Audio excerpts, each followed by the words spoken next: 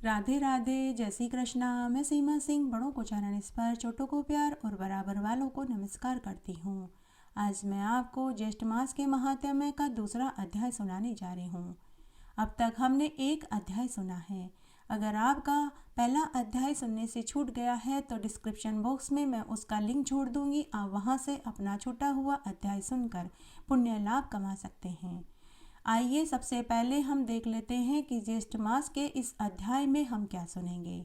ज्येष्ठ मास के इस अध्याय में हम सुनेंगे कि ज्येष्ठ मास में क्या दान करना चाहिए। साथ ही इस अध्याय में हम ज्येष्ठ मास के स्नान की कहानी सुनेंगे। साथ ही इस अध्याय में राजा मनु और मछली की कहानी सुनेंगे और अंत में महादेव जी की आरती सुनेंगे।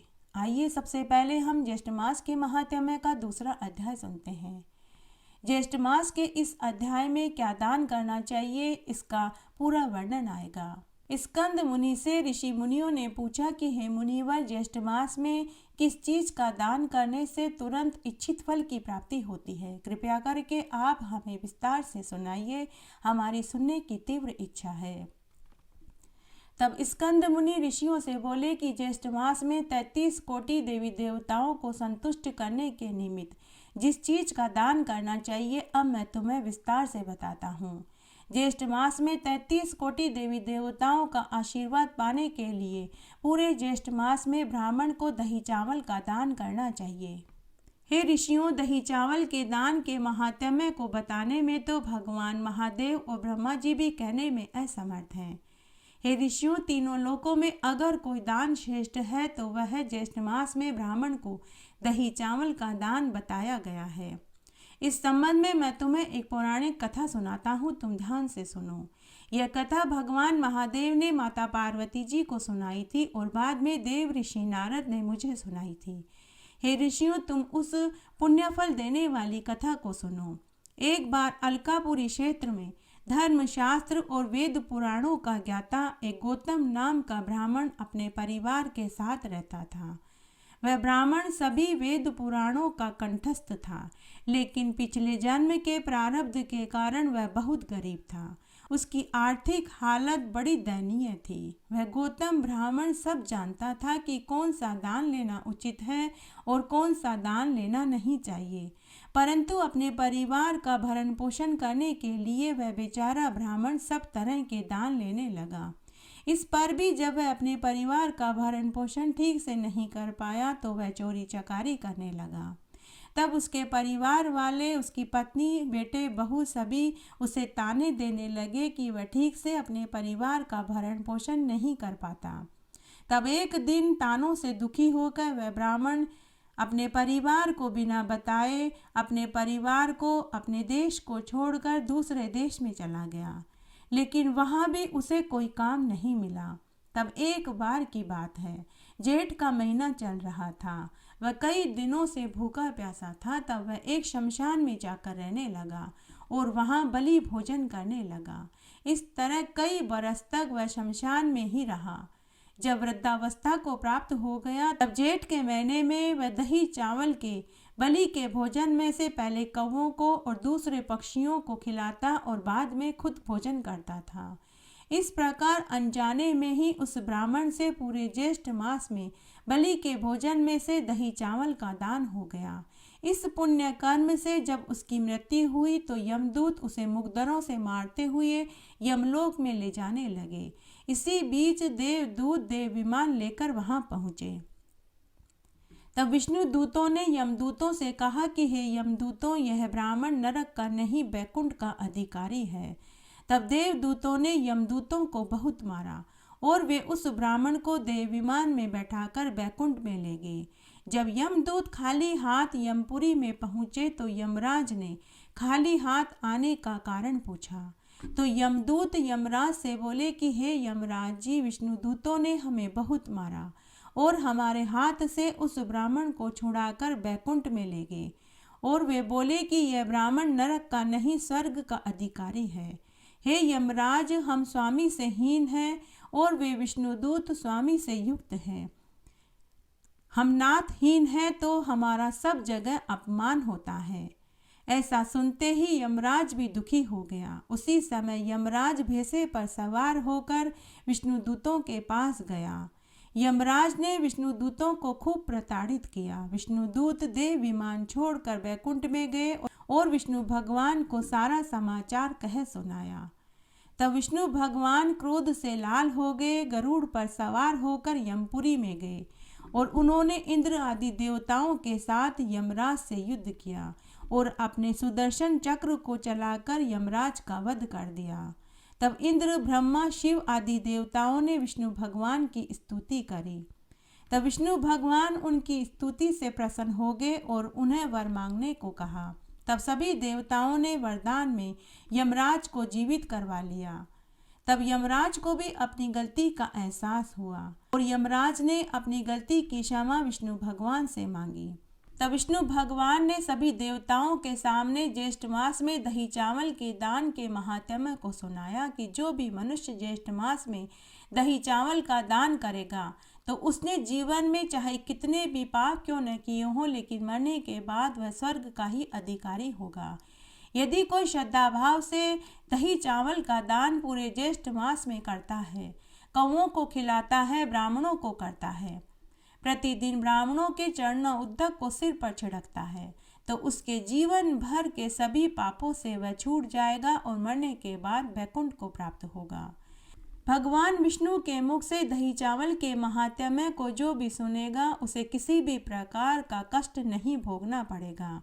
उसके बाद सभी देवता अपने अपने लोक को चले गए। आगे स्कंद मुनि बोले कि हे ऋषियों, जो कोई भी मनुष्य ज्येष्ठ मास में प्रतिदिन दही चावल का दान ब्राह्मणों को करे, प्रतिदिन ब्राह्मणों के चरणों उद्दक को सिर पर छिड़के, आम, शरबत, लस्सी का ब्राह्मणों को दान करे, ताड़ के पंखे से ब्राह्मण को हवा करे, इस तरह ज्येष्ठ मास में स्नान, दान, पूजन करने से मनुष्य जीवन भर के समस्त पापों से छूट जाता है और मरने के बाद परम गति को प्राप्त होता है। स्कंद मुनि आगे बोले कि हे ऋषियों, इस संबंध में मैं तुम्हें एक पौराणिक इतिहास सुनाता हूँ। एक बार पूर्व काल में सुमेधा नाम का एक ब्राह्मण अपनी पत्नी के साथ रहता था। वह ब्राह्मण वेद शास्त्र का प्रणेता था। दोनों ब्राह्मण दंपति हर साल ज्येष्ठ मास का स्नान, व्रत, पूजा पाठ किया करते थे। दोनों ब्राह्मण दंपति हर साल ज्येष्ठ मास में स्नान, व्रत, पूजा पाठ किया करते थे। ज्येष्ठ मास में बड़ पीपल, आंकड़े, तुलसी और सूर्य नारायण भगवान को अर्घ्य देते थे और सुबह शाम दिया बाती करते थे। तब एक बार की बात है, ज्येष्ठ का महीना चल रहा था। 3-4 दिन तक लगातार बरसात हुई तो वह ब्राह्मण पूजा पाठ का कोई भी काम करने अपने यजमानों के यहाँ नहीं जा पाया, जिससे उसे आमदनी भी नहीं हुई। घर पर जो राशन था वह खत्म हो चुका था। उन्हें 4 दिन तक भूखे रहना पड़ा। तब एक दिन ब्राह्मण ने अपनी पत्नी से कहा कि हे भगवान, हमारे घर में कुछ सूखी लकड़ियाँ पड़ी हैं, मैं इनको गांव के हाट में बेच आता हूँ। उससे जो पैसा मिलेगा उससे मैं आटा, दाल, तेल, चीनी, गुड़ ले आऊँगा। तब ब्राह्मणी, जो 4 दिन से भूख से व्याकुल थी, उसने सिर्फ गर्दन ही हिलाई। तब ब्राह्मण छाता लेकर लकड़ियों को बगल में दबाकर गांव के हाट में पहुंच गया, लेकिन वहां उन लकड़ियों को खरीदने वाला कोई नहीं था। तब वैकुंठ में बैठे भगवान विष्णु और माता लक्ष्मी यह सब कुछ देख रहे थे। तब माता लक्ष्मी ने भगवान विष्णु से कहा कि हे प्रभु, अब आप अपने भक्त की कैसे मदद करेंगे। भगवान सुदर्शन चक्रधारी ने माता लक्ष्मी से कहा कि हे देवी, तुम देखती जाओ। तब भगवान विष्णु ने एक ग्वाले का वेश धरा और ब्राह्मण के पास लकड़ी खरीदने पहुंच गए। ग्वाले ने जाकर ब्राह्मण से पूछा कि अरे भाई, इन लकड़ियों को कितने दाम में बेचोगे। तो वह ब्राह्मण बोला कि अरे भाई, 4 दिन से मैं और मेरी पत्नी भूखे हैं, मात्र 1 दिन का आटा, दाल, तेल, चीनी आ जाए, बस इतने पैसे दे दो। तब भगवान विष्णु जो ग्वाले के वेश में थे, उन्होंने एक पोटली में चावल और एक पोटली में जौ के कुछ दाने और रुपये दिए। ब्राह्मण ने रुपयों से आटा, तेल, चीनी, दाल खरीदी और चावल की पोटली, जौ की पोटली और खाने का सामान लेकर घर पहुंचा। ब्राह्मण की पत्नी ने दाल रोटी बनाई। दोनों ब्राह्मण दंपति ने भर पेट भोजन खाया। तब ब्राह्मणी अपने पति से बोली कि हे स्वामी, आप इन 2 छोटी छोटी पोटलियों में क्या लाए हो? तो ब्राह्मण बोला कि अरे भगवान, जिस ग्वाले ने लकड़ियां खरीदी थी उसी ने थोड़े से चावल और जौ दिए हैं। तब ब्राह्मणी ने पोटली खोल कर देखी तो जौ और चावल के दाने सोने के निकले। हे ऋषियों, तब वह ब्राह्मण समझ गया कि वह ग्वाला कोई और नहीं, स्वयं विष्णु भगवान थे। हे ऋषियों, यह फल मिलता है ज्येष्ठ मास में स्नान और व्रत करने का, जो कि उस ब्राह्मण दंपति को मिला। हे ऋषियों, ये मैंने तुम्हें ज्येष्ठ मास का महात्म्य सुनाया। अब तुम्हारी और क्या सुनने की इच्छा है वह बताओ। आज मैं तुम्हें पुण्य फल देने वाली ज्येष्ठ मास की कथाओं को सुनाना चाहता हूँ। आइए इस अध्याय में हम राजा मनु और मछली की एक पौराणिक कथा सुनेंगे। बहुत बरस पहले की बात है। राजा मनु एक महान राजा थे। धरती पर शासन किया करते थे। ऐसा कहा जाता है कि धरती के पहले शासक वे ही थे। वे एक ज्ञानी पुरुष और पुण्य के प्रति समर्पित इंसान थे। राजा मनु हजारों साल तक गंभीर तपस्या में लगे हुए थे। एक दिन वह अपने महल के समीप स्थित नदी में पूजा करने गए। तभी गलती से उनके हाथ के पास एक छोटी सी मछली आ गई। राजा उस मछली को नदी में छोड़ने ही वाले थे कि वह मछली मनुष्य की वाणी में बोली कि हे राजन, मुझे तुम यहाँ मत फेंको, तुम मुझे अपने साथ ले चलो, मैं एक दिन तुम्हारी मदद अवश्य करूँगी। मछली के अनुरोध से राजा प्रसन्न हो गए और उसे महल में ले आए। राजा ने उस छोटी सी मछली को एक बर्तन में डाल दिया, लेकिन एक ही रात्रि में वह मछली बर्तन से बड़ी हो गई। दूसरे दिन राजा ने जब उस मछली को देखा तो उसे वह मछली दुखी दिखाई दी। तब राजा को उस मछली पर दया आ गई तो उन्होंने उसे एक कुंड में डाल दिया। कुंड में डालते ही वह मछली खुश हो गई, लेकिन एक ही रात्रि में उसका आकार कुंड से भी बड़ा हो गया। तब राजा ने उस मछली को झील में डाल दिया। झील में डालते ही उस मछली की खुशी की सीमा नहीं रही, लेकिन एक ही रात्रि में वह मछली झील से भी बड़े आकार की हो गई। दूसरे दिन राजा उस मछली को देखने गए तो उसे वह मछली उदास दिखाई दी। तब राजा ने उसे झील में से निकालकर नदी में स्थानांतरित करवा दिया, परंतु कुछ ही दिनों में नदी भी उस मछली के लिए छोटी साबित हुई। तब राजा को एहसास हुआ कि यह मछली कोई साधारण नहीं। उन्होंने मछली के आगे सिर झुका दिया और कहा कि अब मुझे समझ में आ गया है कि आप कोई साधारण मछली नहीं हैं। आप तो विष्णु भगवान का रूप हैं। मुझे आशीर्वाद दीजिए कि मैं अपने राज्य का न्यायपूर्वक पालन कर सकूं और मेरे राज्य में हमेशा शांति बनी रहे, कोई प्राकृतिक आपदा भी न आवे। तब मछली ने कहा कि हे राजा, मैं आपकी सेवा से संतुष्ट हूँ। मैं आपको सावधान करने आई हूँ कि कुछ ही दिनों में आपके राज्य पर बहुत भारी बरसात होगी। यह बरसात 7 दिनों तक होती रहेगी, जिसके कारण पूरे राज्य में बाढ़ आ जाएगी, पूरी धरती डूब जाएगी। इसलिए आपको एक बड़े जहाज का निर्माण करना चाहिए। जब बरसात आए तो आप अपने परिवार वालों को और राज्य के सभी लोगों को और जानवरों को लेकर उस जहाज पर चढ़ जाना। मछली की भविष्यवाणी सुनकर राजा मनु को बहुत हैरानी हुई। उन्होंने मछली को कुछ नहीं कहा, सिर्फ मछली की आज्ञा का पालन किया। उन्होंने उसी समय एक विशाल जहाज का निर्माण करवाने का आदेश दे दिया। कुछ दिनों के बाद वह जहाज बनकर तैयार हो गया। उसके 2-4 दिन बाद ही बहुत तेज बरसात शुरू हो गई। राजा मनु अपने परिवार वालों और अपनी पूरी प्रजा और जानवरों के साथ जहाज पर सवार हो गया। बारिश इतनी तेज थी कि कुछ ही दिनों में पूरी धरती समुद्र में बदल गई, परंतु जहाज में जो सवार थे वे सभी सुरक्षित थे। 7 दिन तक भारी बरसात होती रही, लेकिन वह जहाज नहीं डूबा, क्योंकि वह विशाल मछली उस जहाज को अपनी पीठ पर संभाल कर ले जा रही थी। यह विशाल मछली और कोई नहीं, स्वयं भगवान विष्णु थे, जो मत्स्य अवतार में थे।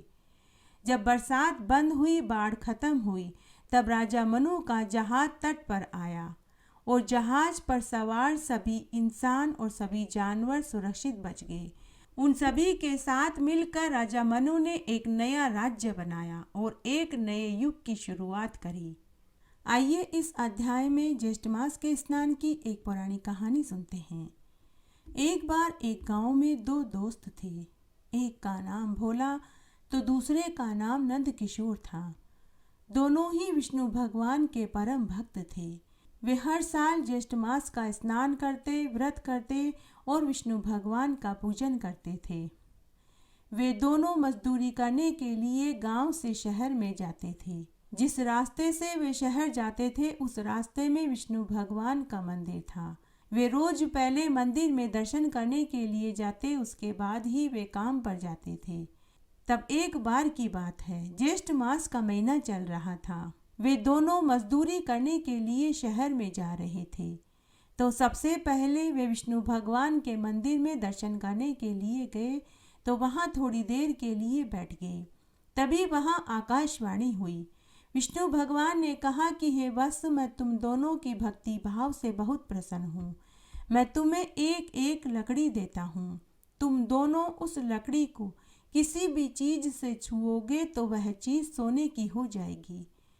इससे तुम दोनों लोगों की भलाई का काम करना, कोई गलत काम मत करना।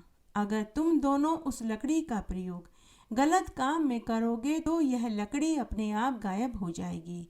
तुम्हारी 100 गलतियों को मैं माफ़ करूँगा, उसके बाद यह लकड़ी अपने आप अदृश्य हो जाएगी।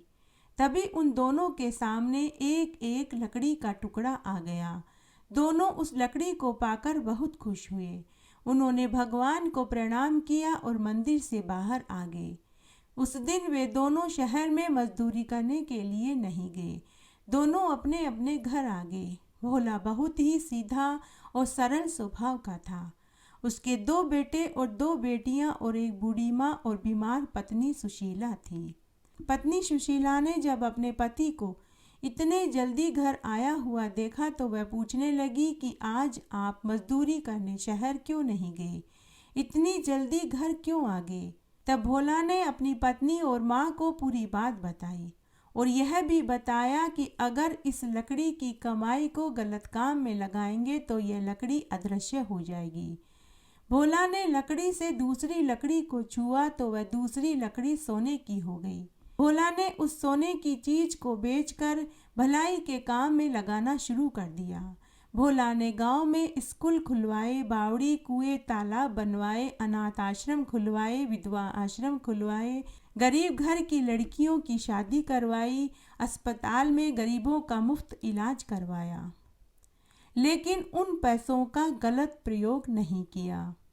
भोला की पत्नी ने एक बार अपने पति से कहा कि मेरे लिए जेवर बनवा दो, बच्चों को अच्छे स्कूल में भेज दो, लेकिन भोला ने इन सभी कामों को करने से मना कर दिया।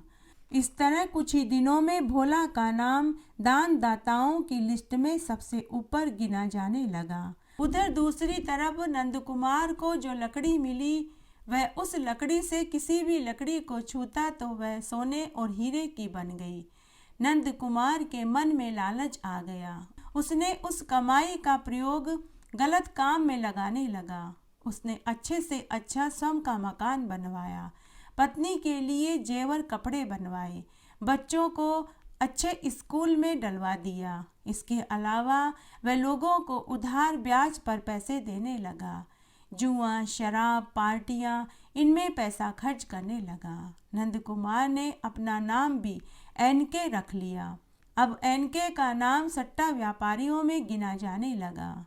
इस तरह जब नंद किशोर 100 गलतियां कर चुका तब एक रात वह लकड़ी जो भगवान ने उसे दी थी वह अपने आप गायब हो गई। सुबह नंद किशोर सोकर उठा तो उसे कहीं भी लकड़ी दिखाई नहीं दी।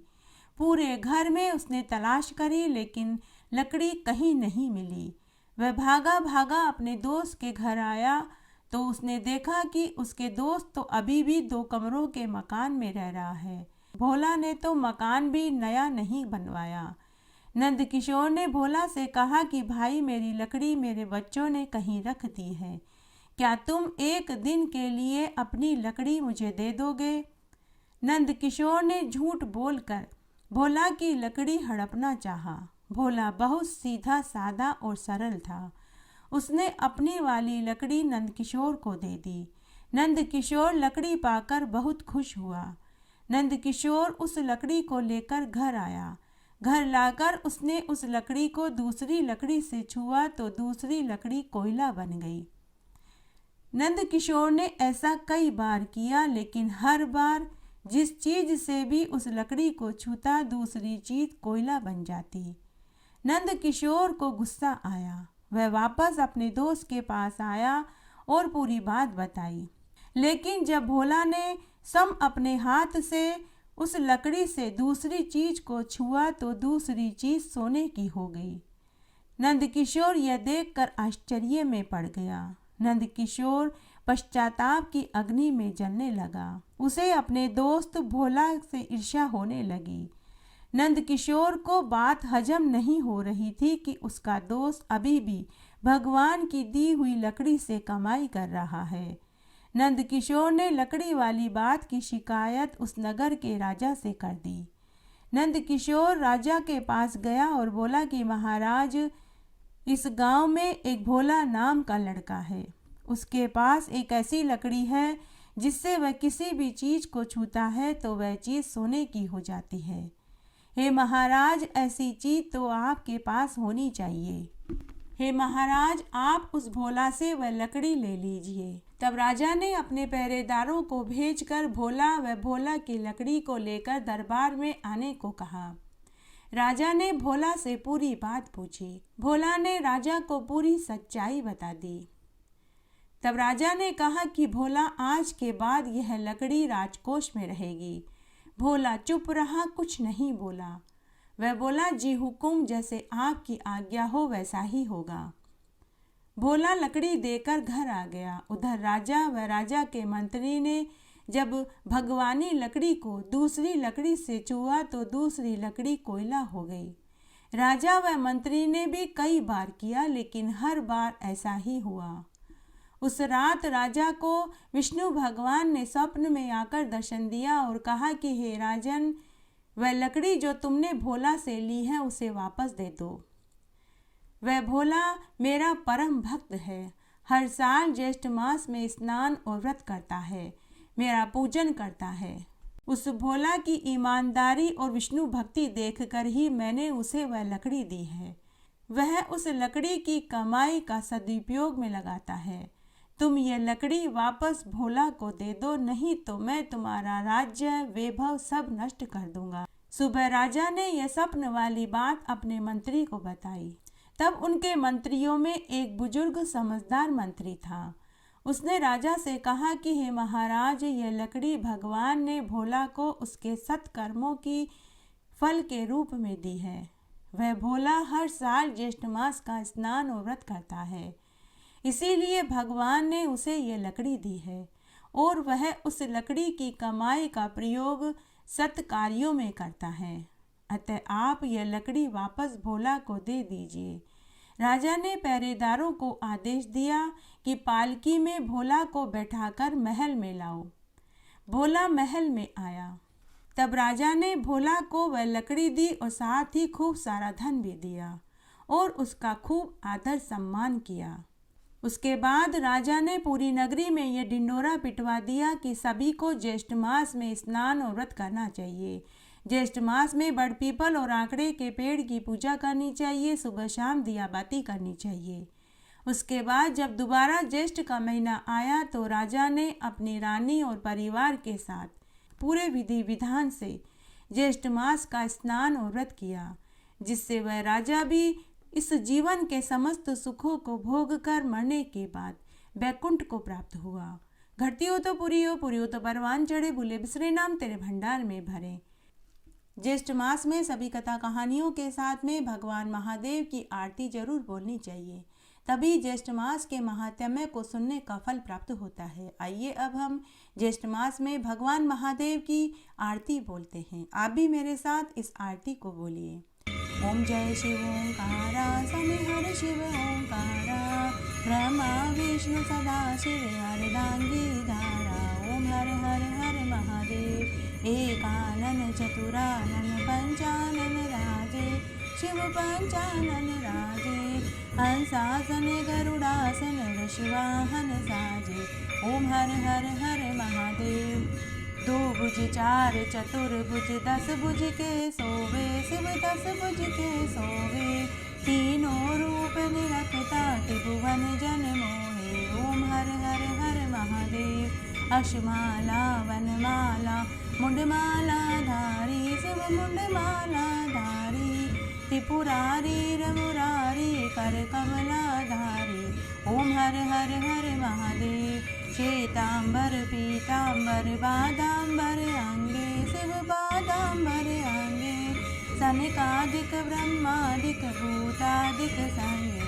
ओम हर हर हर महादेव। करके मध्य कमंडल चक्र त्रिशूल धरता, शिव चक्र त्रिशूल धरता। सुख करता दुख हरता जग पालन करता।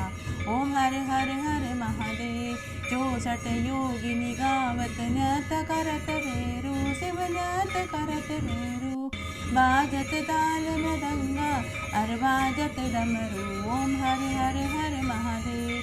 लक्ष्मी वर सावित्री पार्वती संगे, शिव पार्वती संगे।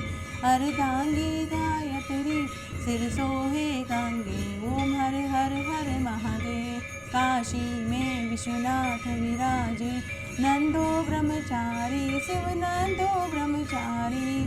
नितूट दर्शन पाऊँ नितूट भोग लगाऊँ, महिमा अति भारी।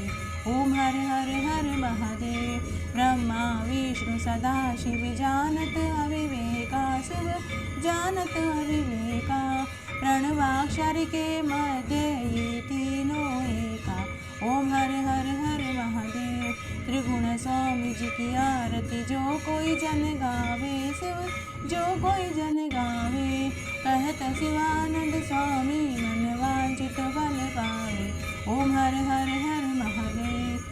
ओम जय शिव ओंकारा, बोले हर शिव ओंकारा। बोले पार्वती का प्यारा, बोले ओढ़त नग छाला। बोले बरसत जल धारा, बोले पीवत भंग प्याला। बोले पहनत मुंडमाला, बोले भोलेनाथ सदा शिव। काशी विश्वनाथ सदा शिव, पार्वती का प्यारा। ओम हर हर हर महादेव। जय हो महादेव की जय। इस तरह आज हमने ज्येष्ठ मास के महात्म्य का दूसरा अध्याय सुना। आशा करती हूँ यह आपको जरूर पसंद आएगा। मेरे साथ बने रहने के लिए आपका धन्यवाद। आगे आने वाली कथा कहानियों के लिए भी आप इसी तरह मेरे साथ बने रहें। धन्यवाद।